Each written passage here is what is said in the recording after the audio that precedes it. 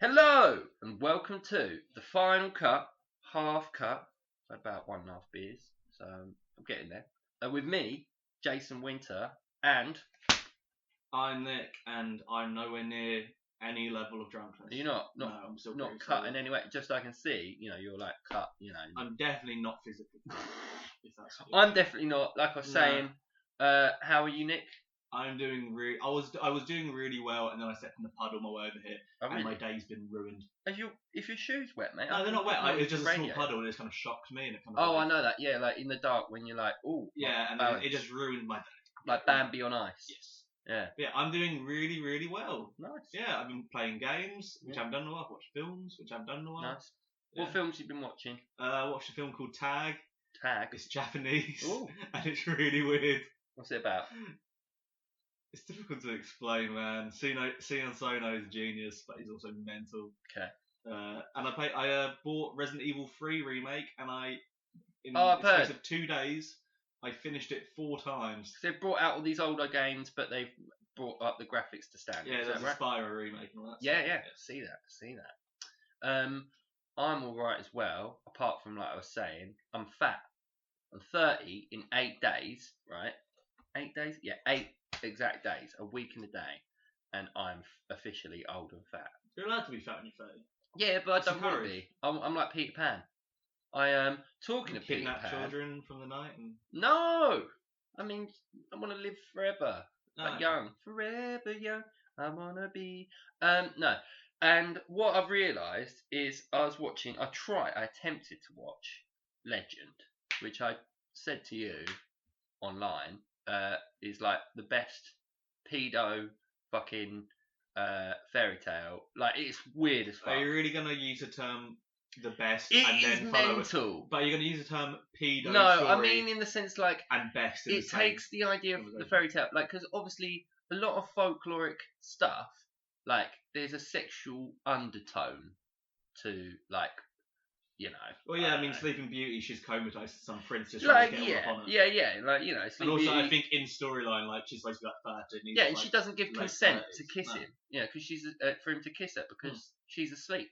But anyway, if you don't know of the original Legend film, it's Ridley Scott's take on the fairy tale, and it has Tim Curry's, like, because basically last week with Movie Monsters, I've been going through. I watched The Keep, that was brilliant with Ian McKellen.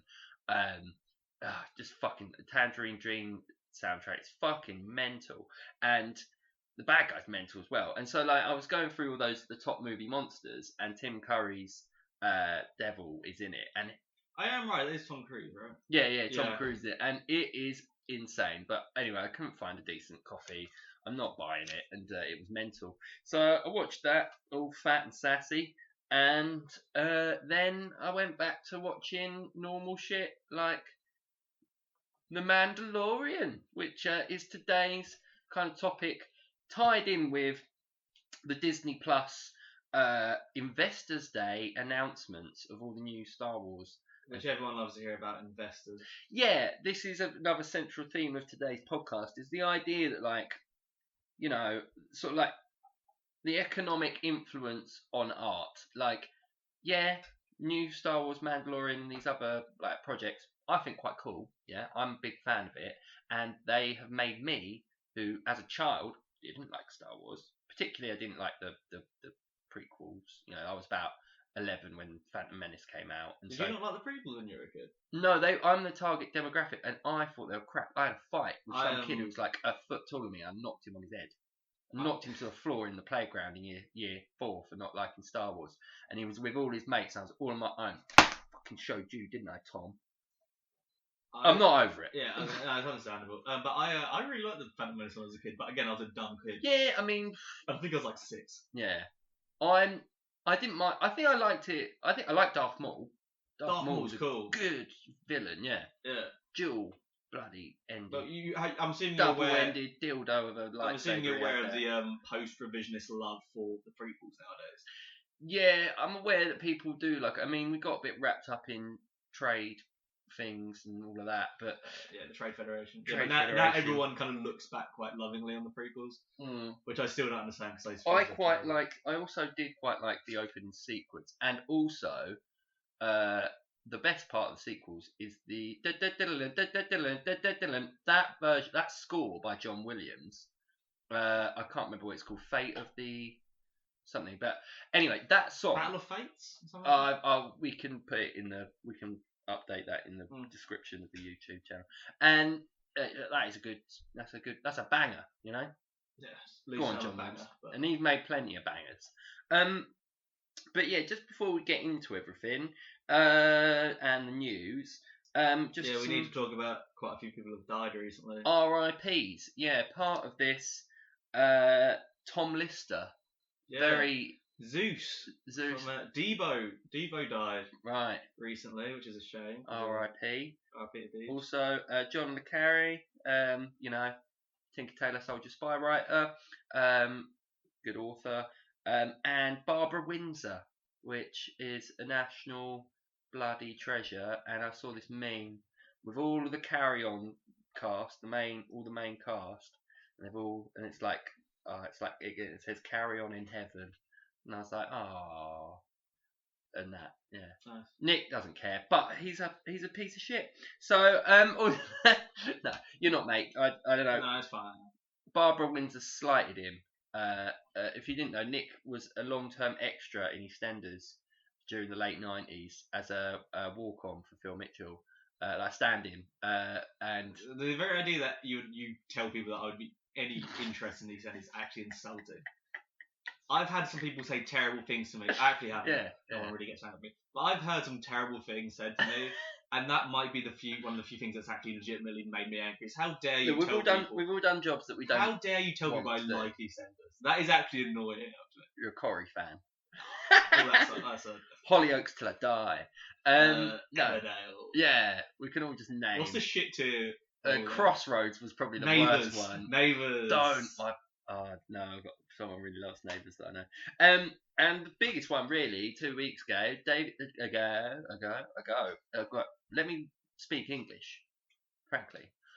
David Proust, the actor that played Darth Vader, physical performance, obviously the voiceover was by James L. Jones, of Darth Vader in the original Star Wars trilogy.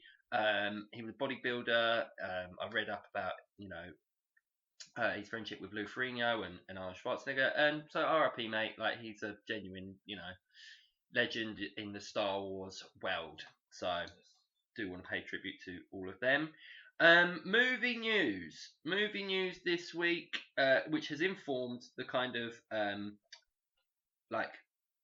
podcast we're doing today around the Mandalorian and the new Star Wars series and the sort of the Star Wars universe that they're building out now.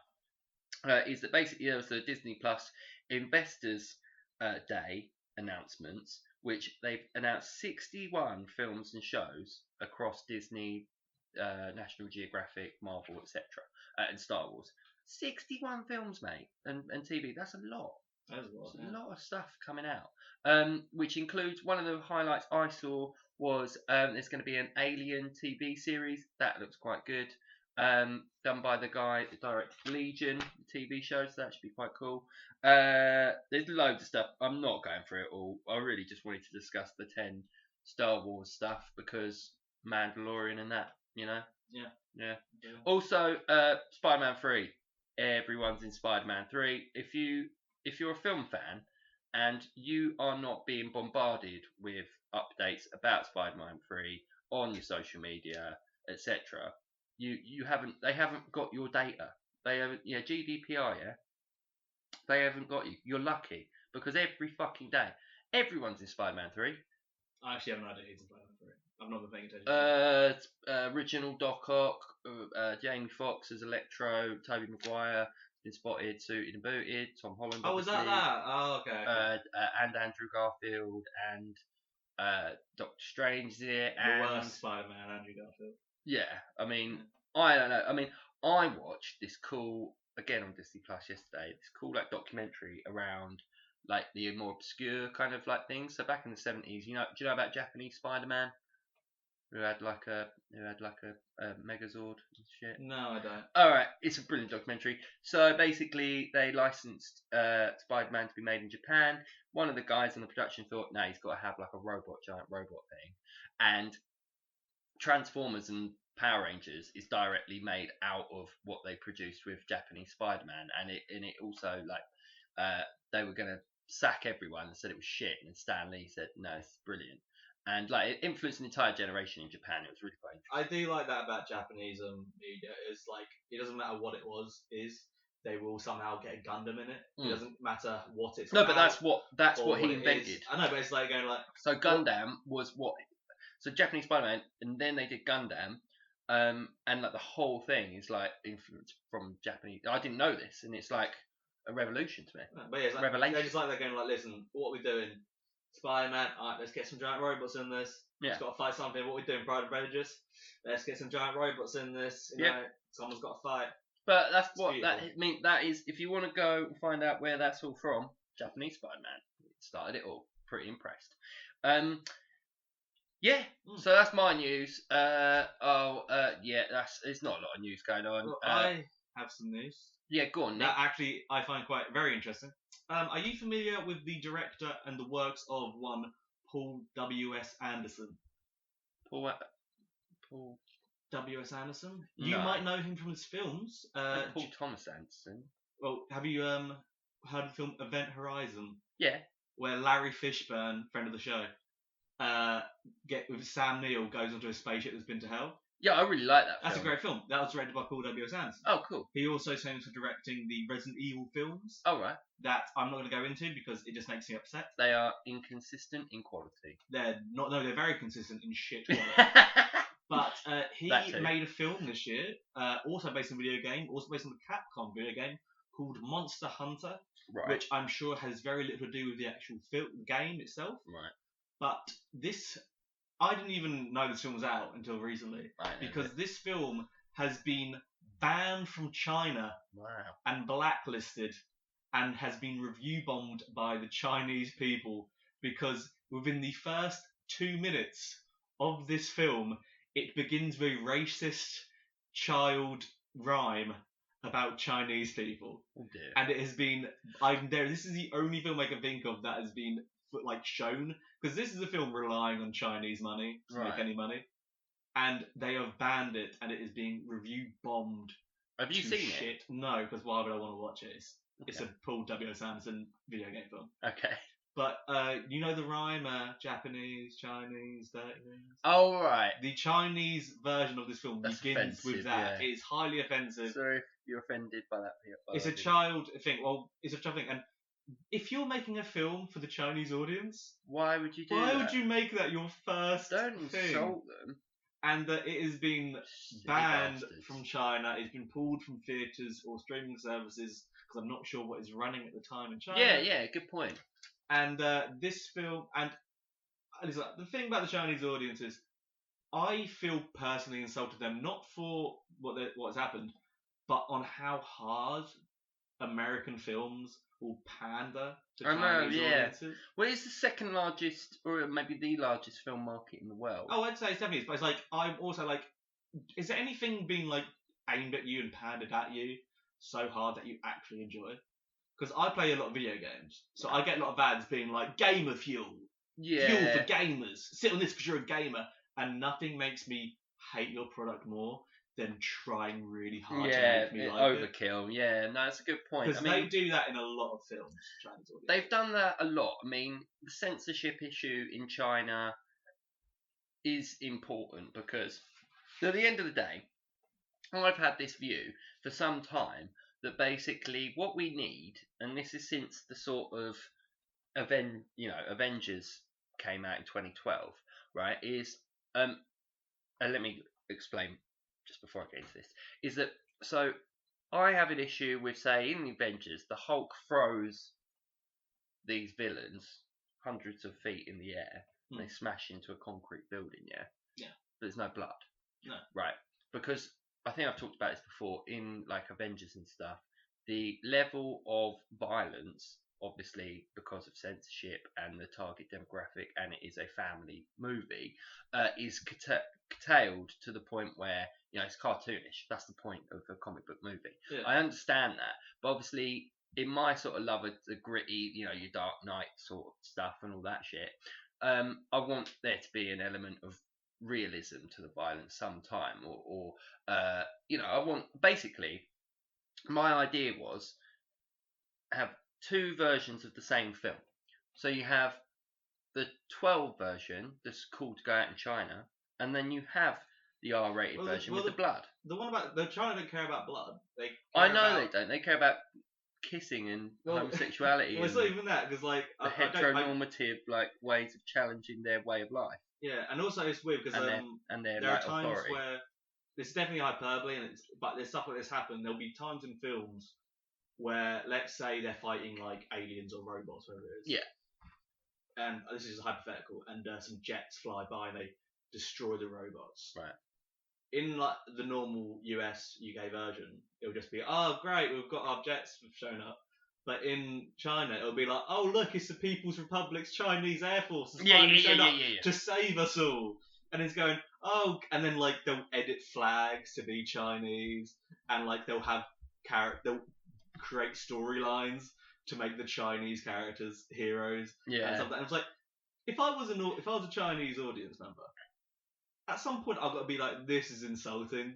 How do you really think I'm going to enjoy this? Yeah, I see what you mean. I watch a lot of like Korean and Japanese and like French films, and I don't need an English character to be the hero. No. Or to think I'm cool. I don't need that. But I mean, it's kind of like China's big dick move as a superpower, I suppose, to just impose this kind of thing. I know, but it's like also, how fragile do you have to be the hero? Oh yeah, I know. Yeah. You can't reference Winnie the Pooh in China. No. Like because of Xi Jinping. Yeah, because like dude, you're in charge of a country. Just let it go, man.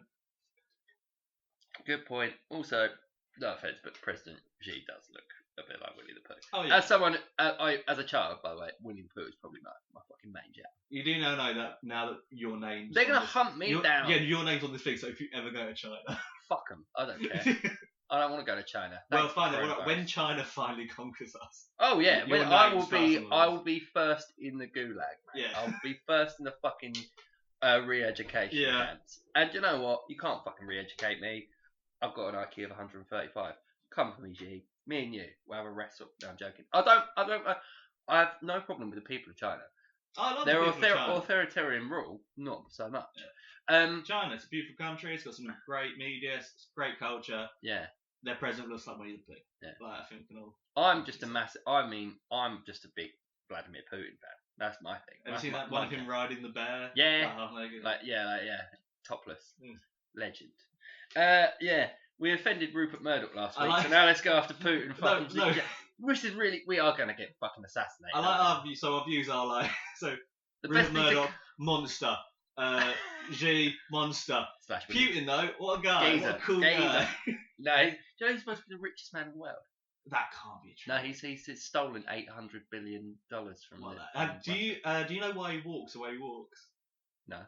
It's because he's ex-KGB. Oh right. He walks with his hand right next always to his ready for his gun. Yeah. Because he's trained to walk ready for his hand at his holster. So if you watch him walk, one arm's really relaxed, the other one's like just at his holster if he had a gun. Wow. So that's the only way he can walk because he's been trained to walk like that. And that is the coolest thing. Yeah. Anyone can do. Where it's like I'm always ready. I'm not at liberty. I didn't start this to start ripping the most powerful. We're not ripping people in the world. No, that was quite good. I mean, he won't be happy that I said that he's the richest man in the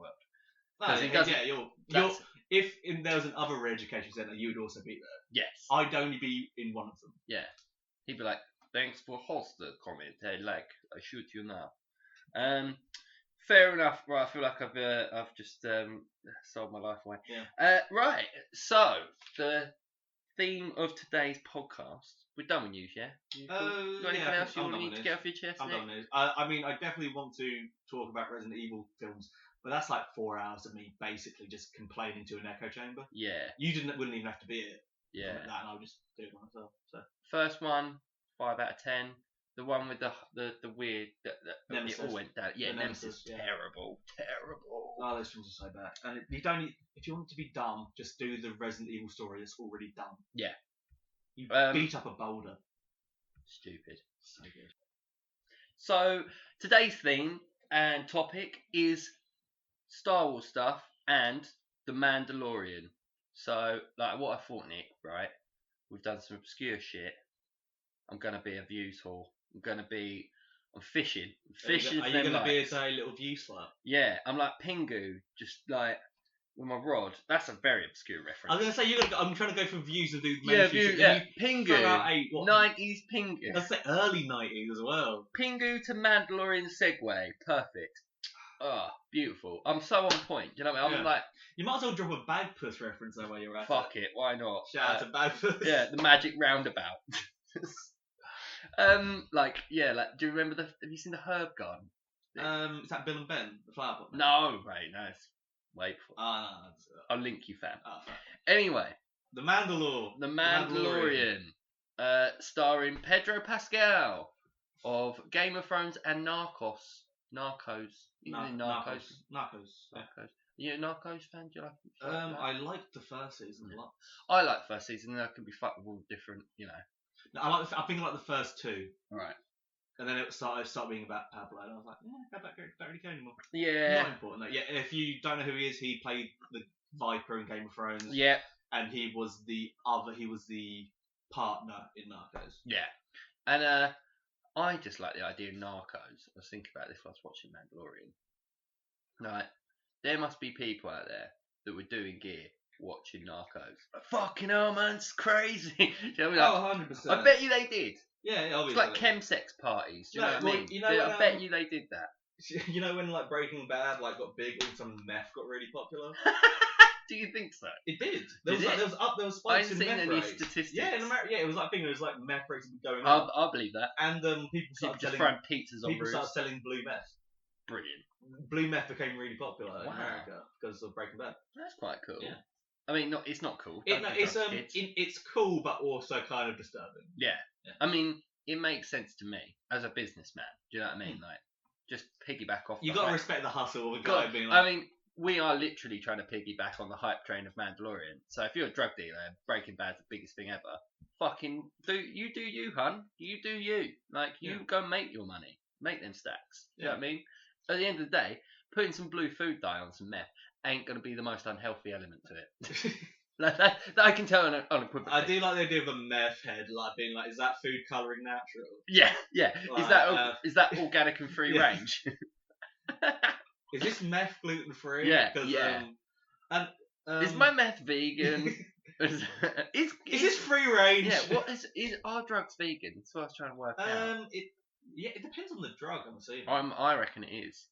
Because there's got to be at some point because vegan is all about animal cruelty, and there's got to be one where we use animal products to help fuse. Can something be vegan if humans are getting hurt by it? Do we consider that animals too, or no, the consumption or history, historical context? No, I think it's just animals. All right. Yeah. Anyway, Mandalorian, do you like it? Yeah, Mandalorian is one of the better TV shows I've watched. It's fucking good, isn't it? Few years. I like it. I really enjoy it. The reason why I like it, or the reason why I wanted to talk about it today, is that central creative force behind The Mandalorian, which we'll get on to the other shows that we're going to talk about and all the releases, has made someone who is not a Star... You know me, Nick. I'm not a Star Wars fan, am I? You are now, though. I am now, though. I am now. Now they've expanded the universe beyond what... I mean, the universe is always expanding, just so you know, scientifically. But that's witty. See, that's actual science there. Boom. Yeah. Whoa. Thanks, Stephen Hawkins. R.I.P. He's dead and all. And so...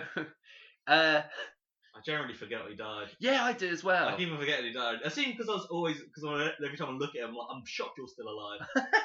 So when I'm like when he did die, I was like, I thought he was already dead. Yeah, that happened to me the other day with I didn't realise that Patrick Swayze's been dead since 2007. Yeah. He's been dead for fucking ages. I went, Patrick Swayze's died. Yeah, he's been dead for a while. Yeah, I know. I didn't realise 2007, 2009, something like that. Over 10 years. Anyway, R.I.P. Yeah, I know that because in the community there's a joke about him. Someone's got a Patrick Swayze poster crossed out, and he's like, "I had this done before he died. It's not in bad taste." Oh my gosh. That's terrible. I literally don't think of him as someone that's dead. Do you know what I mean? Yeah, well, because Kurt Russell's still going strong. It's one of those guys where it's like, if they're always in the public eye, there are guys who you kind of forget about and be like, oh my god, they died. Yeah. And then there are people who are always in the public eye and then they die and be like, oh my god, they died. Yeah. But then there are people who are like, I know they're still around, they'll still be in things. Yeah. But like, if they do die, I'm like, I haven't thought about you in a while, but I know you're still kind of relevant. Who do you think? I don't want to know. You think about film-wise. No, but if let's say, who do I think about? I heard a song. So Gwen Stefani has a song. If Fred Durst died, right, I'd be like, oh wow, I forgot you existed. You can't listen to new metal anymore. No, I can always listen to new metal. Oh really? Yeah, I always keep on rolling. Shame on you. Yeah, that is actually. Decent. But it's like one of the guys where it's like, if there are people who will die. I know the Deftones did, but in general. Oh yeah. It's a terrible genre that doesn't exist. Yeah, no. You're bringing we're trying to be relevant in it with Mandalorian, and you're talking about fucking Limp Bizkit. Limp Bizkit will always be relevant. Okay. Do you like the Mandalorian though? Yes. All right, good. Yeah. So do I. Yeah. I like it because it's not just science fiction, right, Nick? Yeah. It's a space western. Do you like westerns? Do you like space? Yes. Put them both together. What you got? A fucking winning formula for one of the best series of recent years. Yeah. Apparently. Should we explain what the Mandalorian is about, or is well, I'm assuming if you've searched this and you've got to us, you've been scraping the bottom of the barrel for Mandalorian content. Yeah, probably. But there's probably gonna be spoilers for every Star Wars material we talk about. Right. Which I think is important. But Mandalorian, it's a Mandalorian. Yep. With Baby Yoda trying to help him find the people. Yeah. So we're trying to get the child, Baby Yoda. Well, it's just got a name. It's Grogu now. Grogu, yeah. Which honestly preferred the child. Did you? Or Baby Yoda. Grogu sounds a bit. It sounds like if you made a 5-year-old name an alien. It's not as good as Yoda. Do you know what I mean? I prefer Baby Yoda. I just call it Baby Yoda still. Yeah. But the interesting point about the recent episode. So hang on, we are going to give season 2 spoilers away. So I've just watched the Jedi episode with Rosario Dawson as Osaka, who was in the Clone Wars. The animation was the Padawan of Anakin Skywalker, aka Darth Vader. So quite interesting that. Yeah. And she explains that basically he was trained by loads of masters, and so the possibility that Yoda and Grogu met already. In the past. Well, but obviously he's dead now. So. Yeah. No, is he dead? Return of the Jedi. I think he died because he's definitely a ghost Jedi. Right. He's definitely a ghost at the end of the final sequel, whatever the fuck that one's called. Return of the Jedi. Return of the Jedi. Yeah. So this is he's a Force ghost in that. So he must be. So he's dead in that particular time. But you got to remember, even Baby Yoda's still like 150 to 100 years old, isn't he? Yeah, I think he's probably older than that. Yeah. So basically, the reason why I mean, Mandalorian, massive success in its first season. Oh no, he's got to be old because the fucking Jedi Council weren't around in fucking New Hope. Yeah. Yeah, my bad. I was being dumb. So he's fairly old. Anyway, so the Mandalorian season 1 and most of season 2 is extremely popular, and I like it because we've got, I'm a bit of a nerd, and I wasn't a Star Wars fan back in the day. As a kid, I can't tell you the species of aliens. I can't tell you a lot of the sort of political history around a lot of the stuff, and there's a lot of information out there. Just the Clone Wars series is 7 series long, and there's like 23 episodes per season. Like, there's a lot of content out there already. There's books. There's every media format for the last 40 years of the sort of backstory of a lot of this sort of the side stepping. So Mandalorian itself is massively a sort of a side plot to obviously the main kind of Jedi versus Sith, dark side, good. What's it? It's the Sith and the Jedi. The Sith and the Jedi having a row. Yeah, and the Empire. Have you watched the episode with Boba Fett? Yes. Yes. Oh, I'm so fucked. I can't really remember much detail about it. Boba Fett's in it. He's in it a lot in that. I know. Yeah. I know. I've read about him. So he's the son of Django. Well, because Boba Fett is the guy in A New Hope. No, he's in the 5th one. Yeah. Or the 6th one. Yeah. I get those ones confused. He's the one who looks really cool. Yeah. And then gets jobbed out like super easy and knocked in the Sarlacc pit. Yeah. And that's where like they went, he looks quite cool. He's a fan favourite with everybody.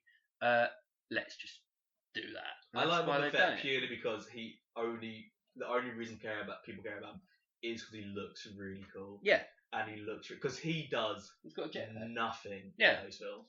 No, he just turns up. He's a bounty hunter. Gets jobbed out by accident. Yeah. By Luke accidentally killing him. Right. He's such a jobber. I love it. Yeah, and so just the central point of why I wanted to discuss this. Obviously, it's very popular, and that's why I'm trying to be a views for #Final Cut Half Cut. But also extremely well done.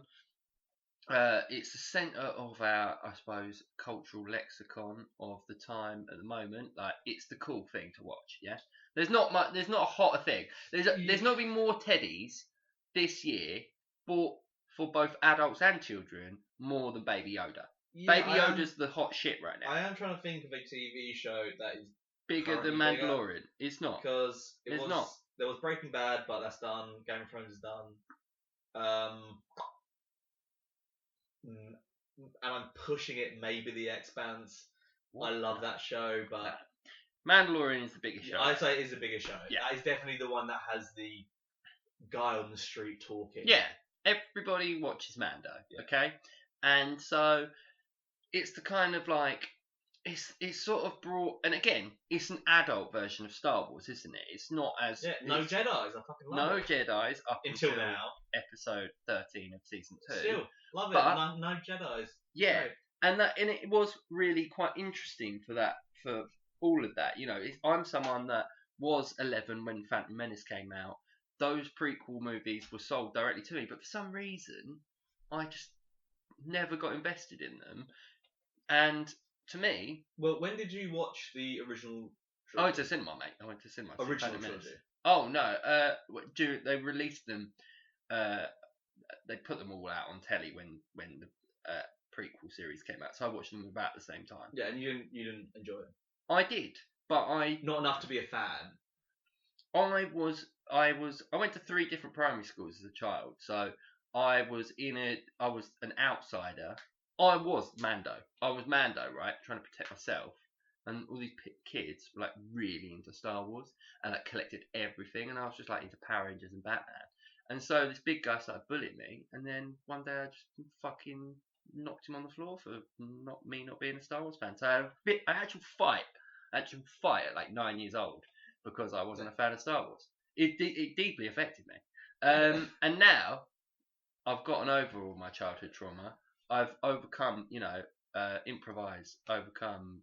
Whatever that improvise, adapt, overcome. That's it. You're in the SAS. Yeah. Royal Super Marines. Army soldiers. That's it, mate. Yes. Oh, we should do Small Soldiers. Have you seen Small Soldiers? I've seen Toy Soldiers. Whatever one it is. Which is it's one of the where they fight the monsters, but it turns out the monsters are the good guys. Yeah. That's a really good film. That's a really shit film. It's fucking good, mate. It's not shit. Have you watched it recently? I'll go back and watch it if you want. I've watched it relatively recently. Have you? Not aged well. Yeah. Is it not? It's not aged well. I thought the graphics were quite good. Yeah, it's not aged well. No. No. Bollocks. Anyway, enough about. Yeah, so you never. So you never liked the original trilogy. No, never liked Star Wars originally. You liked the original trilogy, but not enough to be a fan of it. No, not. I understand. Yeah. There's a bunch of stuff I like, but I'm not a fan of it. Yeah.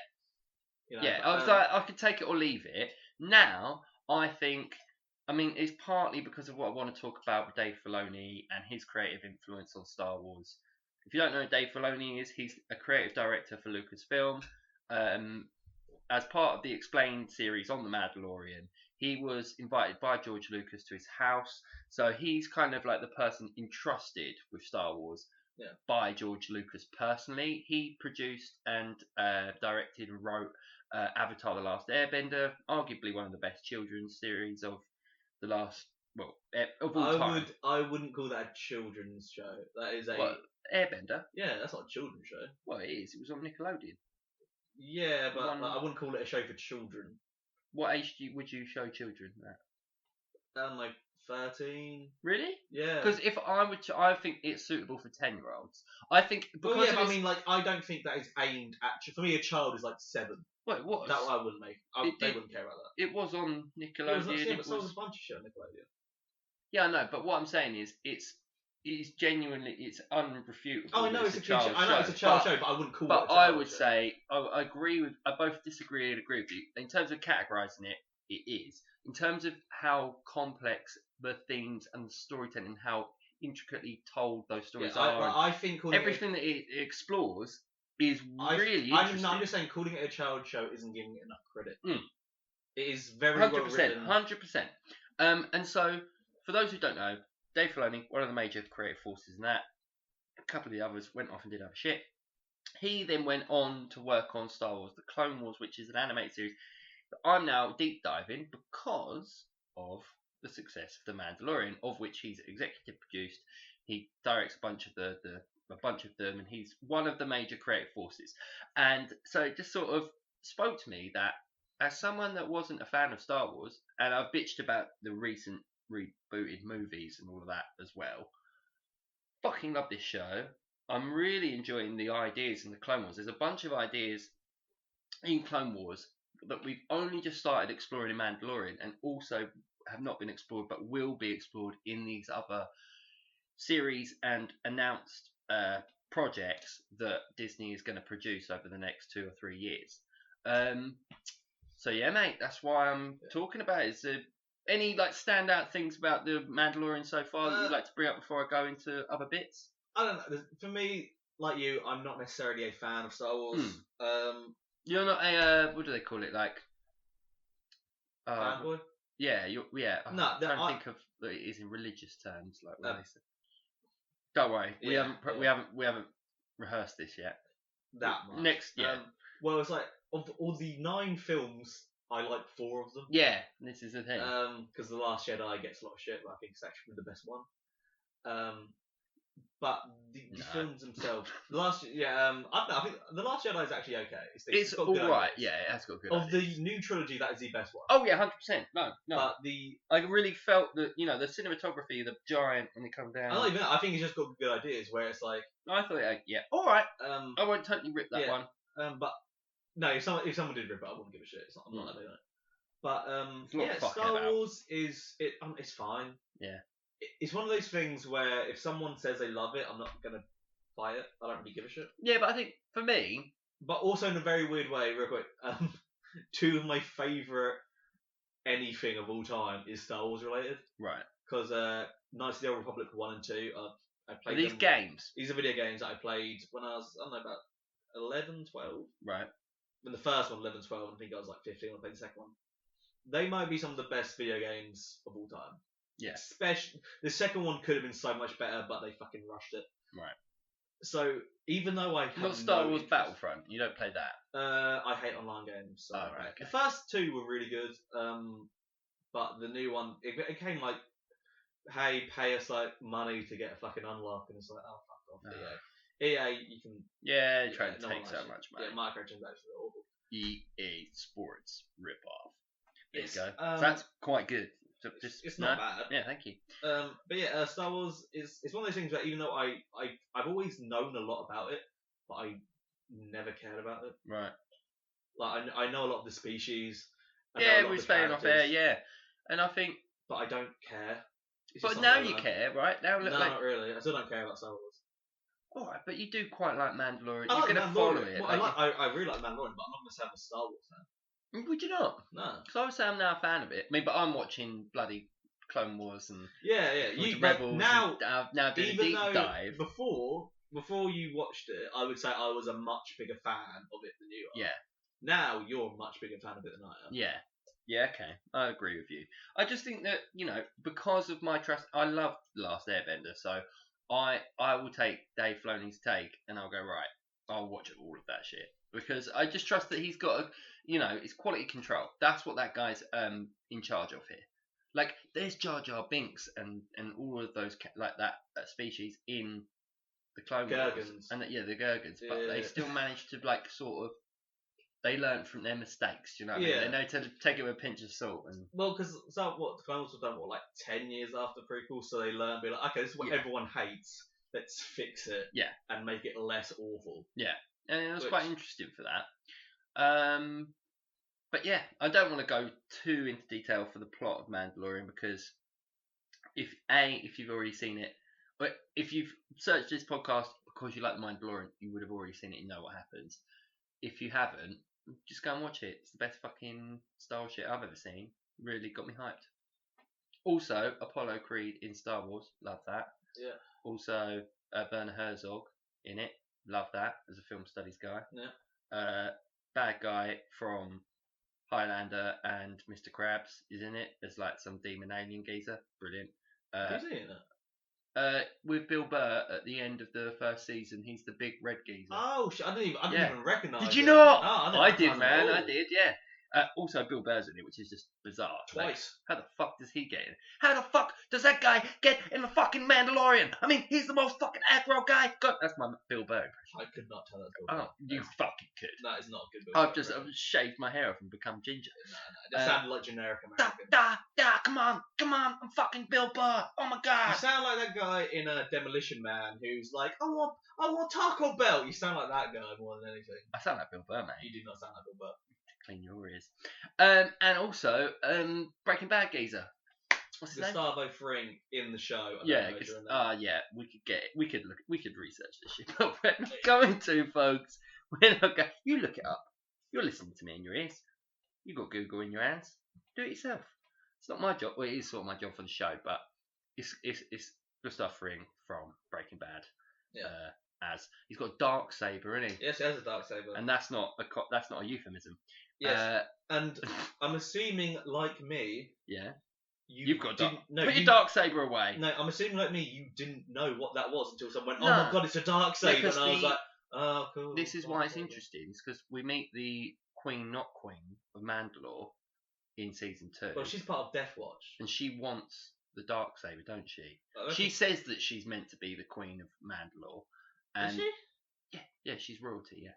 I don't know. I know she's part of Death Watch. I didn't know she was part of royalty. No, she says at the end she's royalty. She's got to do her thing. Oh, I thought that was just me being like, I got to fucking take it. I'm gonna rebuild Mandalore. No, she's supposed to be the Queen. I just thought that was her saying I'm gonna rebuild Mandalore because I'm the only fucking Mandalore because left. This is the interesting thing. I've got to the end of season 2 of Clone Wars, which is a lot of the source material for all these series that we're about to see that have been announced, and Mandalorian. I think it's important to say that you, in terms of like what is currently on the Mandalorian, you know a lot more than I do. Right. Because all my knowledge from it comes from stuff that is now no longer canon. Mm-hmm. Because my stuff is like Knights of the Old Republic and Republic Commando. Yeah. And now that has been wiped from the memory of Star Wars. Blew my mind, because obviously I'm watching Mandalorian, so I thought, oh, they've just written this stuff, and it's just whatever it is. And then you watch like the Clone Wars, and you're like, oh no, they've just taken a tiny portion of the story and then like just done this one like tiny bit of the universe. Whereas like they go like Obi-Wan Kenobi's in Mandalore, and it's like extremely advanced world. All this shit is it sort of blew my mind last night. I was like, oh wait, like I don't know anything about Star Wars. Yeah. But I'm learning. Yeah. And we're getting there. So Mandalorian is the gateway drug to actually, and also most importantly, reviving Star Wars. Because I don't like most of it, but this has got me hooked. This has got me into it. This is the good shit, people. The thing is, the reason I think this will get a lot of people into Star Wars is because this isn't very Star Wars at all. Exactly. Yeah, they sort very even though it's about like flying in space and shit. It's quite grounded. Yeah, and it's I very thought about small this. Story. Yeah. It's not like the universe is being attacked by these things. It's like an episode just be like, oh, these people have a problem and I need some money. I guess I'll help them out. Yeah. Like that is the entire there are episodes where it's just like, oh, I guess I'm here, so I need this thing this guy's got. I'll help him kill this giant monster. Yeah. Give it to me. As opposed to Jedi's fighting Sith. Every action on this one person. Yeah, it's like the fate of the Mandalore universe. Yeah. is just some guy. Yeah, exactly. He's not the most important character in the universe, and that is what I like because I hate this kid is the most important thing ever. they're kind of doing that the child. But I he's don't. not. Yeah. Even I think he's really important to this one thing. Okay. He's not. The child is not important for the world or the universe. He's going like, we don't want them to get their hands on this because they'll make a bunch of fucking weapons. Good point. I like it for that reason as well, and I think good success for Mandalorian. I'm interested to see where it goes. And on that note, may I introduce the slate of new Star Wars projects coming out? Yeah, they all sound kind of awful. Do they? Yeah. I think they sound quite good. Yeah. A lot I don't need to know what C-3PO and R2-D2 are doing. That is an interesting... We'll get on with that in a minute, Nick. You hold your horses, sunshine. Yeah. So, first one announced, or the first one on my list, is the Obi-Wan Kenobi project. So this is one of the longest running ones. So it's basically, it's going to be. It says here that it's going to be Obi-Wan after the third film. Yeah. And I'm guessing what he was doing. Oh, it's 10 years after Revenge of the Sith. Yeah, 10 years after. Okay, so it's just going to be him hanging around. As Obi-Wan watches over a young Luke Skywalker on Tatooine, in arguably the biggest surprise of the night, Hayden Christensen is now confirmed to be reprising his role as Darth Vader, Kenobi's fallen apprentice and the Empire's resident Sith Lord. I like that. I don't know. I need to see what happens. Yeah. Because generally I don't care about Jedi at all. Yeah. Again, so not going to be anywhere near the timeline of the Mandalorian, because Mandalorian is 5 years after Return of the Jedi. So after the 6th one, this is midway between episode 3 and 4. You an Obi-Wan fan? Did you like Ewan McGregor as Obi-Wan? Ewan McGregor was the one good part of those films. Yeah, of the prequels. I'm a big Ewan McGregor fan. Are you? Shout out to Ewan McGregor. What's your favourite Ewan McGregor role? I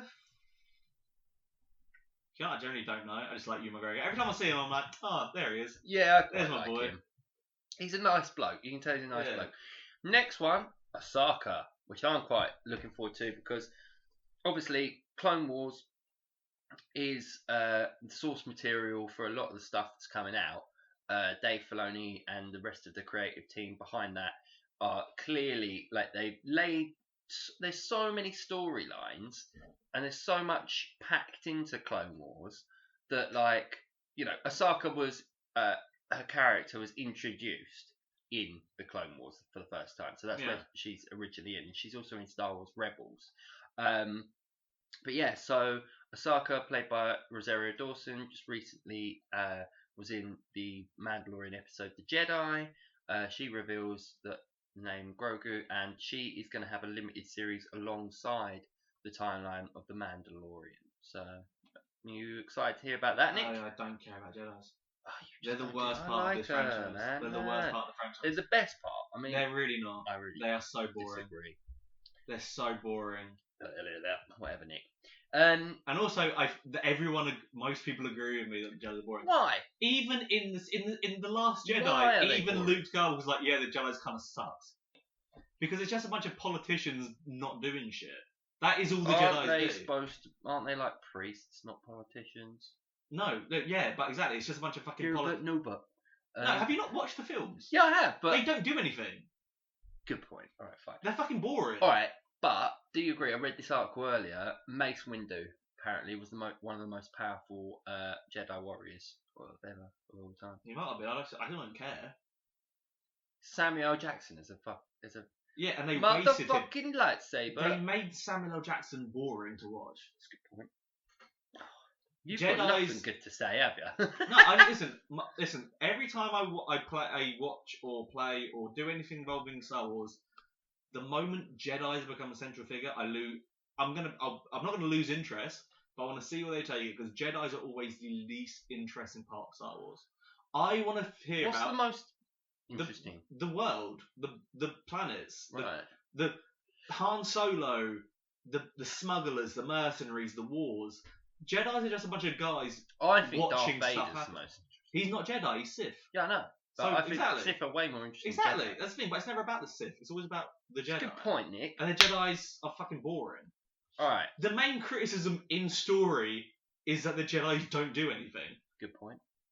The Jedi's They're bureaucrats. Yeah, they just don't. It's just a bunch of They're- guys doing it. The Jedi Order is the reason why I fucking voted for Brexit. So I don't know about you. I don't vote. Get them fucking Jedi out of here. Do you know what I mean? Sitting around not doing anything about the Republic. Making Sort it our out, jobs. mate. Yeah. So the next announcement is Rangers of the New Republic. A second direct spin-off from The Mandalorian is Rangers of the New Republic. Following the downfall of the Empire and Return of the Jedi, the Rebel Alliance helped establish the New Republic, the system of governments that will ultimately be wiped out by the First Order in The Force Awakens. As seen in The Mandalorian, New Republic pilots like Trapper Wolf and Carson Tebber become responsible for maintaining order in a chaotic galaxy, sweeping up any lingering Imperial remnants along the way. Once again, the Dream Team of Favreau and Filoni will be behind Rangers of the New Republic, and Disney also teases a crossover event that will presumably incorporate both Mandalorian and Ahsoka. Oh, so all of these things, like with the MCU, Disney's now getting the program with Star Wars and going, we've got these smaller stories to tell, but if we interconnect them, it makes the universe way richer and more interesting. And in this case, in Star Wars, literally the universe. Yeah. And I think this is the creative, thing to do. That's just that sounds really good to me. That sounds like it makes sense to do that. Why just copy the same old formula? This is them approaching it in a creative direction that will make it more of those nuanced stories, more of the characters that people like you want to see, Nick, that don't like lightsabers for some reason. Who doesn't like lightsabers? I like lightsabers. I don't like Jedi. Right. So you like lightsabers when they're being held by the big dick bad boy guy. Lightsabers are cool. Yeah. Jedi in universe are incredibly boring and lame. Is there any Jedi that you like? You don't like Yoda? Not even Yoda really. in the prequels when he's fucking flipping. No, that's the worst part of that. Why? Because that's not what he's about. He's all about I'm actually smart and I don't need to fight. Yeah. That's the entire thing. But who's the cool? Right, you have to pick one. Who's the coolest Jedi? Darth Revan from Knights of the Old Republic. I don't know what that is. So you film can't criticize me. Film podcast. I don't know. It's literally it's the best Star Wars thing. But ever. You said Darth. He's a Sith. But he starts. But you play him as a Jedi. For God's sake. And then it turns out you were Darth Revan all along with Badisla Sean. No, listen. Star Wars even in the universe, everyone thinks they're boring, and they don't do anything. I just think an absolute opinion like that. You've got to like one person. I mean, I can like a lot of them, but doesn't mean they're not boring. All right. Next, Andor. Diego Luna is reprising his role as old fucking Cassian Andor, and he's getting his whole own solo series. So, personally, didn't really care. I like when you said the name, I had no idea who he was. Yeah, when you showed me the picture. Yeah. And I was like, oh. Rogue One, he's getting his own. Does he die at the end of Rogue One? Yeah, everyone dies at the end of Rogue One. Yeah, obviously everyone dies. So it's going to be him, it's going to be a prequel. But who fucking cares about that? Exactly, I don't care. We know he dies. Fucking sack it off. Personally, most of these announcements sound great, didn't they? Oh, fuck, I just remembered I really like Rogue One. You so do, I don't hate every Star Wars film. Oh, right, okay. I really like Rogue One. Solo was actually okay. I haven't seen it. But Rogue One was really... Rogue One was fine, and then it got really good. No, I don't think it did. You didn't like Rogue One? I watched it again after we spoke about it off air, right? Just, I don't know why I don't care about it. It's about the sort of level of... I'll tell you what it is because it's sort of a paint by numbers job, whereby I felt like it was like Peach Beach at the end. You know? I don't know what that is. In Mario Kart. When you're just like... Oh, Moo Moo Meadows. That's my Moo Moo Meadow, just the basic... Yeah, it's the starter level. So I know things... I want things to make... be more important than that. But I don't know why I didn't... I don't know. I knew the emotional significance. I knew they were all going to die. Once they had explained to me. This is where they're at. I was like, oh, wait, yeah, okay, alright, I get it. They all die because that's the thing. It's literally 5 minutes before the start of A New Hope. Yeah. And the last 4 minutes of Darth Vader fucking tearing through the spaceship is beautiful. Yeah. The 4 best minutes of my life, apart from ladies. No, but like, yeah, I like that. But I just felt like I've been tainted. I've been jaded by the like.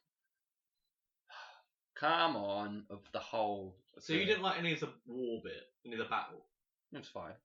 I love that bit. That bit was great. I thought it was okay, and I like Donnie Yen. You know, I love Donnie Yen. Everyone like he does his Ip Man thing with the pole, and I thought that was great. I like the big go, you know, it's got the cannon and shit. It was okay. Huh. I'm just not overly enamoured by it, to be honest. That's probably my favourite Star Wars film. I would say, even though I don't care about them making a film about the Sky at all. Right. I don't think that it matters at all. I think it's going to be. I think that's the weakest one. Now the next one sounds the best to me, The Acolyte. So I'm really quite looking forward to The Acolyte. So Disney's unveiled a new range of Star Wars stories based around the High Republic, set 200 years prior to the Phantom Menace. It's set to kick off in early 2021. The High Republic storyline finds the Jedi Order in their heyday and will be told through various mediums, with novels and comic books already announced. The Acolyte will pick up the High Republic narrative on Disney Plus as one of the newer projects. There isn't fuck all information, but it's getting made by the woman Leslie Headland, who made Russian Doll. Have you heard of that? Oh yeah, Russian Doll's good. Yeah. Yeah. So that's why I think it's quite interesting. It's meant to be a mystery thriller. Set within the latter days of the High Republic. So I assume that's when their empire crumbles. Do you know what I mean? It's like it'll be a reverse story because their empire's massive, and then you're going to have these Sith people come in and destroy it from the inside, and then it will. Well, that's what happens in the prequels. Oh yeah, all right. Yeah. Because Palpatine's part of the Republic, and then he becomes Emperor. Motherfucker, you're a good point, Nick. You always got good points. Another interesting announcement, The Bad Batch, which is interesting because I'm watching Clone Wars, whereby Senator Palpatine is still, part of the Republic. Yeah, because I forgot, obviously. I don't think in the prequel films they use Star Destroyers that much, but in the Clone Wars, in the Clone Wars, Star Destroyers are part of the Republic. Those spaceships are all the good guys. And that's quite an interesting. He has a lot of interesting ideas, like I was talking off air about the sort of, and what this series, The Bad Batch, is going to be about is like, I'll just explain the synopsis here. So yeah, Bad Batch is a spin-off from Star Wars Clone Wars, deriving its title from the episode of the same name, which introduced the titular quintet of defective clones. Collectively known as Clone Force 99, the so-called Bad Batch are genetically modified clone troopers that differ from their regular counterparts in various unique ways. So there's an official animated series confirmed for next year, and then basically they're going to have a full version as of next year as well. So that's quite interesting to me because some of the stuff in Clone Wars is starting to get really interesting. There's a parasite insect that can infect anyone and control them as a host. And the quintet of the Bad Batch guys have just been introduced, and some of these ideas really started to get a bit meaty in it. And so it's like I sort of feel a bit like I'm cheating because I feel like Mandalorian and all these other series like take like one tiny percentage of the animated series and go, oh yeah, we'll just talk about this for a whole series. You know what I mean? Yeah. But it's interesting because all those ideas are coming through it. Are you a fan of that one, Nick? That one sound good? I'd have to see like some scenes. Yeah, you're just waiting. I can't like properly criticize any or split it up into I see. Yeah, action. true. Because there are things like really good ideas that you can make sound proper boring. I know, but I just think. And there are really boring ideas you can make seem proper exciting if you describe it right. Yeah. So I need to see it before I can be like, okay, yeah, that seems good. So you're not a fan of like. Do you not have faith now that because of the creative direction of The Mandalorian, Jon Favreau and Filoni's like influence, like do you not think? I think they've done all of this because I've been burned too much to have any faith in anyone. Okay. So the next one is Lando, which is pretty fucking obvious they were going to do Lando, weren't they? Yeah. I don't think we really need to talk about that. Yeah, I don't. Lando's just Lando. Like, I don't need to know what Lando's been doing. Do you want to know Lando. What they're apparently going to be basing it on? Nah, I don't give a shit. No? Okay, fair enough. Well, for those I don't even like Star Wars. You're the one who likes Star Wars now. I don't give a shit. Okay, apparently the storyline is hinted at the untold story that Lando helps Luke Skywalker to hunt down the Sith. That might be quite cool. Quite a cool idea is basically Star Wars is doing the Animatrix. So Star Wars Visions is going to be a Japanese anime interpretation of a bunch of different like short stories around the Star Wars universe, not a followed on series or anything. Yeah. Sound good to you? I don't know, it kind of gives me a did you ever watch that it's like Love, Sex and Monsters? No, I didn't. Yeah, it kind of gives me that sort of vibe where it's just like, so I didn't like the idea that they were just vignettes and that, you know. Love, Sex and Monsters had some really, really good stuff on it. It had some shit that weren't great. Mm-hmm. But there was some stuff where I was like, I could watch an entire TV show about this one idea. Okay. Especially the one about farmers like just killing like these insect aliens. That was really good. I could watch an entire TV show about that. But some of it was a bit but I kind of get that idea, a vibe. Same with Animatrix, where it's like, these are a series of unrelated shorts. Yeah. So some of them I could be like, this was pointless, don't need to watch it. Some I'll be like, you can just make a film. Yeah, Please, I agree. just make a film for me, because this looks great. Yeah. Interesting. So the least interesting version, apart from the Andor one, is it Andor? Yeah, Andor. Yeah. As far as I can remember. I don't want to put in the effort to remember the man's name. Yeah, no, is a droid story. I don't know about that. Do we need a droid story? I get what they're doing. I get like someone must have seen WALL-E and seen like fucking Short Circuit and gone, well, we own R2D2 and C3PO. We can milk that cow too, bitch. Like, I get the creative strength at the moment of The Mandalorian and what they've produced and how to do like connected series, like, you know, do Ahsoka, do the Rebel Alliance, do the X-Fighters one. I get that, right? Because you're telling different stories on the same timeline, but yet you can produce them all at once, and therefore there's a linear kind of story to tell. So it's quite interesting for the audience, but also like you're deepening the world and you're keeping that same continuity and creative quality there. But unless this is really good, a droid story, really, like, I don't care about C3PO. If it is one of them, because didn't one of them get lost for like 20-30 years? Because C3PO was made by Anakin Skywalker, and we see him in the Phantom Menace. Yes, yeah. And then he's picked up by Luke like years later. So C3PO is fucking old. So C3PO. Okay, because they both get picked up by Luke. Oh, sorry. It is a droid story is following R2D2 and C3PO. Yeah. Yeah, because R2D2 and C3PO both get bought by Luke because the Jawas have them. Right. And they buy them. But like, here's the thing: they're like, they don't have their fun adventures in the film. It's not like they're going off and doing shit. They always nearly get destroyed and then saved. But like, every time I watch the film, I was like, I wonder what fucking R2D2 and C3PO are doing. I was like, I don't care. Again, I don't really care about Star Wars. No, so this isn't. None of these shows are for me. Okay. None of these shows are for me. I don't care. If you want to watch them, good for you. Love that. I like The Mandalore because I can remove from Star Wars. Yeah. And I can just watch it as its own thing. I agree with you, but I do quite like how how iconic, like, you know, like the blaster sound or door sound is, and like how they use those sounds to like kind of like underpin the thing of the show. So the reason why I wanted to bring up the slate of the new shows, like apart from the fact that I like Mandalorian, it's popular, it's relevant, it's the biggest show of the moment, and I think particularly like the Ahsoka show, that's a shoo-in. Like, that'll be as popular as Mandalorian because people will have to watch it because they'll want to know these connected stories.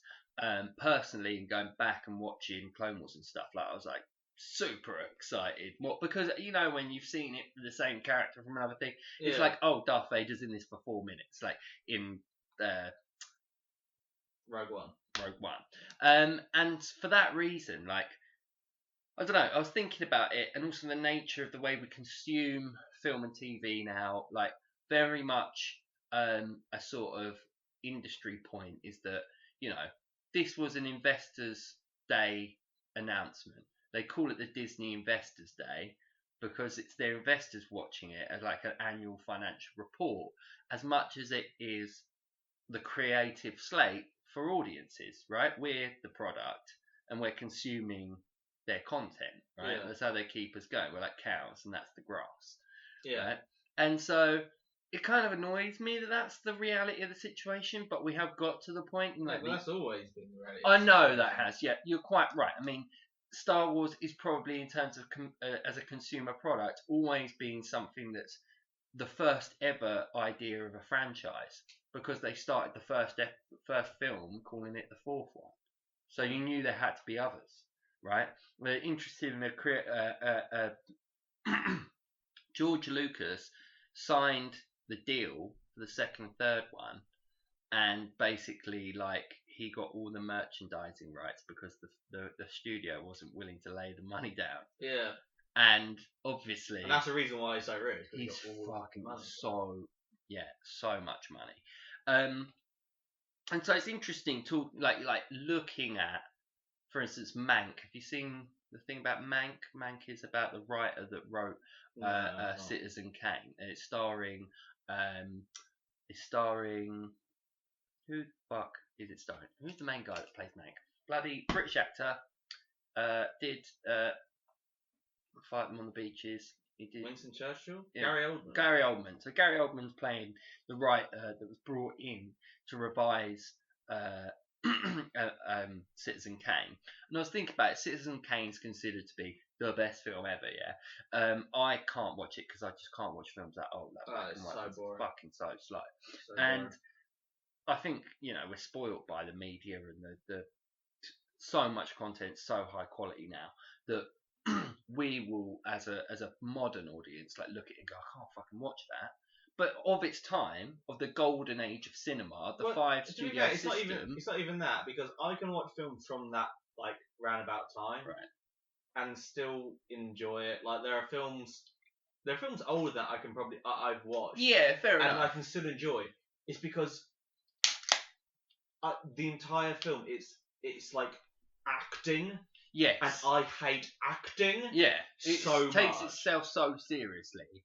But I was thinking of it as, like, in terms of products of its time, the golden age of cinema, post World War II, 50s sort of style, with your Citizen Kanes, with these big, because we're told by Hollywood or by whatever, critics or intellectuals, or like sort of the academic world, like, this is what it's important. And then the way that we're consuming media, or we're consuming movies and TV, obviously coronavirus and different stuff in 2020, the move to streaming already is like the technology, or like the technology available to us back in like the golden age of cinema, your Citizen Kane days, where you've got a projector and you rock up in your car or in a cinema and you watch it. Now, don't go to public spaces, alright then. Technology's got way better, massive, like 60, 70 inch TVs. Like, I've got, that's an old TV there, but I've just bought a 40 quid Amazon Fire Stick. Boom, I've got a smart TV, access to every single thing you could possibly want to watch. Do you know what I mean? Yeah. So, like, the Mandalorian and the announcement by Disney Plus being this Investors' Day thing is entirely appropriate, isn't it? Because we're living in the corporate kind of, it's an entirely corporate play. But how much can economics and all of that shit ruin or make art / films and TV better, Nick? Can it? It can ruin everything, and of course make things not better. Bingo. I think that's generally what most people agree with. I mean, your nuanced opinion there. Yeah. I agree. I think everyone agrees that money ruins everything, but you do need it. Yeah, good point. # socialism for films. Fine. I mean, yeah, that's a moot point, but basically that is the deal. We don't need to debate it. It just kind of that's the thing, isn't it? Disney's the biggest company in entertainment. They've announced some great projects, some more mediocre projects. Probably gonna like them. Probably not gonna like some others. I just want to talk about the Mandalorian for like an hour. What else? What do you mean? What about it? Yeah. I don't know. Isn't it cool? Isn't the Mandalorian actually kind of cool? There's some this is cool. Great scenes. What I was concerned about with watching Clone Wars is like, so this Mandalorian, Pedro Pascal's Mandalorian, because he doesn't have a name, does he? Yeah. Because they're all Mandalorian. Yeah, Mandalorian's their. That's a culture. That is a culture. That's their culture. I think they're not a race. He's been given a name, but everyone just calls him Mando. Because he's the only guy in his district, that is a Mandalorian. He's definitely been called a name, but I can't remember what it is. Yeah. So this Mandalorian takes place 5 years after Return of the Jedi. So we're talking Star Wars Episode 6 point something, right? Point 0.01. Yeah. Well, Star Wars Episode 7 only takes place 30 years, 25 years after Episode 6. I thought it took longer than Can't. that. Can't. Can it not? How can it? Oh, Rey's not even 30. Yeah, but she's a grandkid. Yeah, no. It's about 25 years. I'm going to say something than 25 because he's grandchild, because it's her grandchild. Let's assume 50. that it's 40 years, because that would be about the time between 1970 something, 1980. No, but I'm just saying 1982 is when they made Return of the Jedi, yeah? 1978 is when New Hope came out. They wrapped the whole thing up in 1984. In terms of actual time, I think that it's actually that is a real time. That is a real time. In terms of Harrison Ford, Carrie Fisher getting older, I didn't even think about that, to be honest. If you think about, that's how they made it seem to make sense. Is that they've aged the same amount of time as they have from the original film. I didn't even think about that, to be honest. Yeah, logically that is just that makes sense. That was just me kind of being done. So let's say 40 years, not 25. Yeah. So Mandalorian, 5 years after Return of the Jedi, so way before new Rey and all of that, right? But Force Horizon, what the fuck? But the canon Star Wars Clone Wars, that a lot of the source material, a lot of the ideas, a lot of the characters and other stuff's come from, is just after Episode 2. No, between Episode 1 and 2. It's just before 2. Yeah. So we're talking and also. So that's like 100. No, so that's like 80 years between the two, or between Mandalorian and Clone Wars. Yeah. Because think about it, Ahsoka in Clone Wars, the animated series, is the Padawan of Anakin Skywalker. In this, she's clearly a 40-year-old woman, so that makes sense. It's stretching it a bit because she's an alien. She can clearly be in her prime. Like, she would be about 60 in terms of human age, but in alien age, she's still like banging. But so what were you saying? I was just sort of trying to like pinpoint the sort of like timeline. No, but you say so. It's like 5 years after the end of the last film. Yeah. What were you saying? Going to say about? Or were you just trying just to an interesting point, isn't it? Oh, okay. Because I thought you were talking about why the Mandalorian sort of or anything like that. Oh no. So my point is that the Clone Wars source material takes a lot of these interesting ideas, but a lot of the stuff that I'm seeing with like Mandalore, the planet, having all of these interesting ideas that I don't want to discuss because I don't want to ruin it for Mandalorian. They sort of take a snippet of it and then they sort of chomp at the bit. Do you know what I mean? Well, they've already explained that Mandalore's been fucking destroyed in Mandalore. Because in the first one, we have to run away everywhere. Do you reckon it's been completely destroyed? It's no, or has it been taken over? It's been like glassed, basically. Like, no, you can't really live there. Right. Okay. Yeah. I mean, I just like some of my favourite bit about it was when he's getting attacked by the other starship and he's like, that's my move, and he flips the spaceship and blows it up. Like, that was just like, they employ that kind of punchy 80s action film fuck you mentality to Star Wars, and I went, this is completely different. I lost my shit at that. That was my moment where I absolutely fell in love with it. Wait, any other favourite point? I don't know. I just enjoy a lot. Again, like because it's a western, and there's stuff where it's like that's not Star Wars, but I really like the fact that everyone's constantly got their hand right above their blaster. Right. Like they're about to do like a showdown. Like the Vladimir Putin of. Well, not even that. It was like old like I'll meet you at dawn, Bill. Yeah. I'll meet you at dawn. Got my hand on my holster. But don't tell me that. I haven't seen that bit yet. Well, it doesn't happen. Oh. They don't. He doesn't call him Bill Burr. Oh, I thought you were. Oh, do they not? No, they don't. But yeah, it's like I just like everyone's constantly like cowboy. Yeah. In like a sci-fi world. Well, I like the sort of nature of it. Like when I think the reason why. Don't mean to get too deep, Nick. I don't think you believe in anything, and you're not religious, right? So when you've got the Jedi as the main heroes.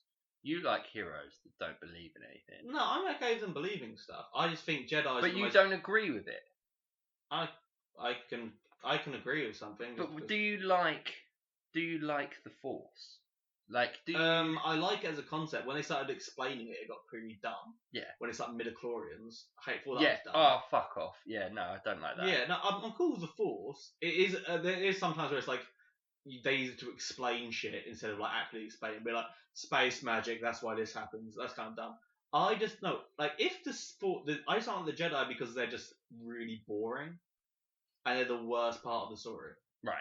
But what I'm saying is that a Western wholly has individuals fighting for their own individual survival or like interpretation of a situation. They're not fighting for ideals. Or in society that would help, in a macro sense. They just are only there for themselves. And so do you like The Mandalorian because of that Western element and the individualism? Like, every man for himself, we're not like Team A versus Team B, do you know what I mean? Like, whereas it's very red corner, blue corner in terms of most Star Wars films. Is it the nuance? What about it is specifically I just like for you? because I like the universe of Star Wars. Right. The universe Star Wars I really like. I just think they focus on the worst part of it, which is the politics of it all. Right. I don't care about the politics. I don't care about the Jedis. The Jedis are boring. They just sit around in a council room and talk about what they should do, and it usually ends up going, "We're not going to help." A lot of the time, it's like we can't intervene. That's against the Force. Okay. That's boring. I really like it when they're going, "We're going to follow some random fucking stormtrooper." In this battle, that's really cool. I love all that stuff. When it's like I'm some smuggler working on this fight, that's really cool. When it's like even the Sith stuff, I think is interesting. I just think the Jedi's are the least interesting part of Star Wars, and for some reason they always focus on them, even though they're the least interesting part of that entire franchise. Fair enough. Yeah, I like Star Wars universe is great. I put a lot of hours into that universe. I just don't like films because they focus on stuff I don't care about. I agree with you, but also I don't know. I feel like you can't have Star Wars without Jedi's. Well, you can have them, but like just have them in the background. It's like I like the Bible, but I'm not a big fan of Jesus. No, here's the thing. You can have them in the background. That's fine. You can have them. You can have them be a big plot point, but just don't have them. Don't show me constant them just talking about. No, I agree with you. Yeah. Like. It's a bit like X Factor. Don't ram it down my throat. Or like football. Like, why is football the biggest thing ever? Like, I also like basketball or skateboarding. Like, let's balance it out with other shit. Yeah. But I think the sort of Disney announcement in the way that they also, I'll point out I am wrong because a lot of people love Star Wars. It's my wrong opinion. Yeah, I agree with you. But like in the way that they're branching out and telling these other stories, I think Disney's being very smart about who its audience is and your justified criticism of it, because I think they know how niche and how repetitive the Star Wars films have been. So Mandalorian, look, we don't need to say it. There's a reason why we're covering it. It's the most popular show in the world right now, because they've branched out. They've done something different with it. They've taken all the cool ideas, but rebooted it in a way that's genuinely interesting. And if they do that with those, I don't think they could do it with these all 10. No, I really don't think they can. I'm interested to see the Obi-Wan thing. I'm interested to see the Ahsoka thing and the. That's the thing. Also, the Mandalorian culture as itself is quite interesting because there's a bunch of guys who be like, "Listen, war's great. We should all be fighting. strongest guy wins. That's kind of interesting to see that sort of viewpoint in the show. Right. But like this Andor guy, like personally, I don't know who he is. Well, until I see a picture of him, then I know who he is. I don't need to know who this. I don't know. I don't. He was a secondary character in a film, and he wasn't where that interested the in the film. characters were not the part I cared about. Yeah, 100%. I don't need to know what Ashika. Yeah, Ahsoka. I don't care what she was doing. Really? No. She's a fan favourite, mate. I'm super excited. I'm sure about she is, but no, that show's going to be big, as mate. someone who's just you're going to eat your words. I guarantee I won't. Why? Because I know I won't care. Why? Because it's me. I know what I will enjoy. But as someone who's watched it, I've just watched Mandalore. Yeah. I don't care what she's going to do. Why? Because she's not that interesting, really. You're like racist against Jedi's, Nick. Twi'leks. Pardon? She's a Twi'lek. Right. And yes, I am. Against Twi'leks. But it's like no, but like she's. I don't care about what they're doing. At all. I don't care what those Federation pilots were doing. At all. So you got a very specific remit to the part of Star Wars you like then? Yeah, the crime. Okay. I like the gritty stuff. Right. I don't want to know what the government's doing. They do most of the crime, mate. That's the thing. Yeah, but it's boring crime. Dun, dun, dun. Well, okay. Do you want to know what I think? Yeah, sure. Fuck it. I think mostly, I'd say 60% of the stuff that they announced, quite exciting. Rest of it, they've sort of got room to fuck a few things up. Like I said, I don't think I agree with you about that guy, the smuggler guy. I keep on thinking we get his name wrong every time. Hang on, I'll tell you. If my computer doesn't explode, don't blow up. Andor, yeah. Or go with Andor until, yeah. The Acolyte though, that sounds quite interesting. Like, if you go completely out there with it, like, go for it. Like, that's what I'm excited about. Yeah. I think there's these central stories they're going to tell in a, the Obi-Wan thing will be big. The attached X-Wing fighters and the Ahsoka show will be big. I mean, I'm more invested than you because I've seen her character. Yeah, and I've got invested in Clone Wars. Yeah, and like I didn't even know she was a recurring character. I would recommend watching Star Wars Clone Wars. You didn't even know what species he was. I don't know anything, mate, because I'm like a noob. But I'm a noob. I'm a noob that cares, Nick. Yeah. You're a OG that doesn't give a fuck. Yeah, I've been burnt out. Like, they cancelled all the shit I enjoyed, so I'm like, I don't like it. I'm sorry, man. Was that in terms of the games? Is that what's jaded you? Yeah, it really has. Yeah. I can tell. You've got a chip on your shoulder. This game's so good. Can you not just play the same game? I do play the same games a lot. I play them a lot. It's just I know that none of it's canon anymore, and it was canon. That's disturbing. Darth Revan was canon. There's a disturbance in the Force, and that is the best story. That is better than the Mandalorian. Oh really? It's better than the Mandalorian. What's it about? Just briefly. So it's the Old Republic, and basically there was a big. It involves the Mandalorian Wars quite heavily. Mm-hmm. There was a bad guy. There was a Jedi called Darth Revan and Darth Malik, and they were Jedis, and they went to help against the Mandalorians. They got a bunch of Jedis to help them. They beat the Mandalorians, and then they turned to the dark side. No. And then it was they became in charge of the Sith, and then they disappeared. And you just kind of like, well, I'm just woken up. What's happening? I don't remember anything. And it's just so good. 2 is really good if they fix it, but they will never fix it because it's been like 10 years and they're not going to fix it. Oh, I'm sorry, man. But no, KOTOR, Knights of the Old Republic, I keep calling it KOTOR because that's all it is. Best Star Wars material there has ever been. That game's fantastic. Would recommend. So shall we just debate? Because I don't know what the point of Baby Yoda, Grogu, whatever his name is. He's cute. That's the point. He's cute. I mean, I know he's selling like fucking literally, there cannot be a better selling teddy this Christmas. It has to be Baby Yoda. Yeah. But to get to the point of like, what is the point of this character? Like, what do you think the point of the character is? Do you think that he's going to get to any Jedi Order? Do you think that the Mandalorian and the Jedi are going to get to any point of like, reconciliation?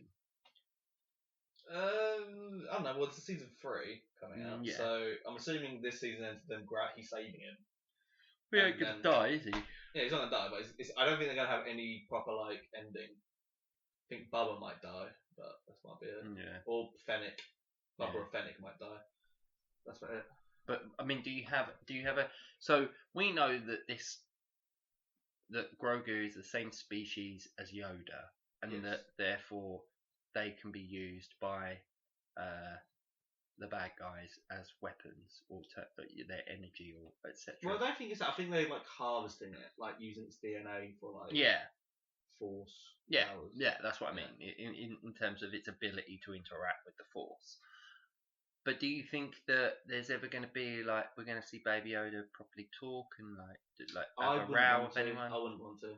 No. I mean, what do you think the point is? Because I don't know. I see how they've started, but I have no idea how they're going to end it. I think the point of Baby Yoda is just to be cute. Generally, it is. I feel but in the story, I understand how they're selling it, but in the story, where's he going to go? What's he going to do? What's the point? If they don't do anything with him, then they've fucked it in another way. No, I think they don't do anything. Really? If it ends with him being reunited with Jedi, that's the end. Yeah. It can't stop it. But we've seen him have amazing powers and stop huge beasts. But that's I don't need to know what he does after that. I don't need to see him be trained to become very powerful, because at that point it's been going so long. I probably don't care. Because then it stops becoming about the Mandalorian. Going on for 150 then it starts being about the Mandalorian. It starts becoming about the thing I care about. All right. So this will end with him being reunited with Jedi, and that's it. All right, but the show's called The Mandalorian. Yeah. Do you think that the resolution of the Mandalorian and their royal family, their planet, them as a culture, do you think that will be resolved within the I don't franchise? think they would be able to, because otherwise they wouldn't be able to explain why there's no mention of it in the later sequels. Yeah, because this is what pisses me off, is they've done The Mandalorian, but yet we've watched these 3 films now in 8, 9, or 7, 8, 9, but they're not in it at all. So how is there supposed to be this, how are they supposed to sort that shit out without mentioning it in the actual main films? Again, because maybe they just fuck off, have their own planet, and they can't be fucked with this round. They could be rebuilding in that entire time. So that makes sense. But it's I don't know, the moment he's reunited with the Jedi, I think he'll be like, okay, I'm off to rebuild the Mandalore. Or he won't be bringing up with the Jedi, because there's no fucking Jedi left. He'll just I'm going to look after them. I'm going to look after this kid with my Mandalorian friends and Gina Carano, and we're just going to hang out and try and rebuild our. Are you a fan of Gina Carano? She's fine. You don't fancy her? Nah. No. I like her in Haywire. Haywire's pretty good. Who's that? The film where she's like a ex-spy and beats up Channing Tatum. Good film. It's not bad. Okay. Pretty brutal. But yeah, I don't know. I like The Mandalorian, not to the extent you like it. It's not my favourite show on TV at the moment. What's your favourite TV show at the moment? The Expanse. I have been waiting for season 5 for so long. What's that about? Oh god, it's just space, mate. It's just fucking space. Right. Mars has been colonised. What's it on? Amazon Prime. Right. 5 seasons of it. So is it a dramedy? Is it a docudrama? No. It's a proper. It's like Game of Thrones. In space. It kept being good. Yeah. Ooh. All right. The main character is not Jon Snow. Right. He is such a not Jon Snow. It's great. I don't know what that means. You look at me like that's Jon Snow. Right. He's Jon Snow, but he's not Jon Snow. I see. Yeah. Expanse is great. That's probably my favourite show at the moment. Okay. I didn't say Mandalorian was my favourite show. No, but you definitely enjoy it more than I do. Why? Because you started watching fucking Star Wars shit for it. Only because if you don't like something, I didn't start watching it because of the Mandalorian. I started watching it because of Fellini and all of that. Because I know that he made Avatar: The Last Airbender, so I went right. I can watch a load of this. Also, I'm obsessed with the stuff behind the stuff. So I have to know. I like to know what the original story of things are, or where something's come from, or the back, all of that shit.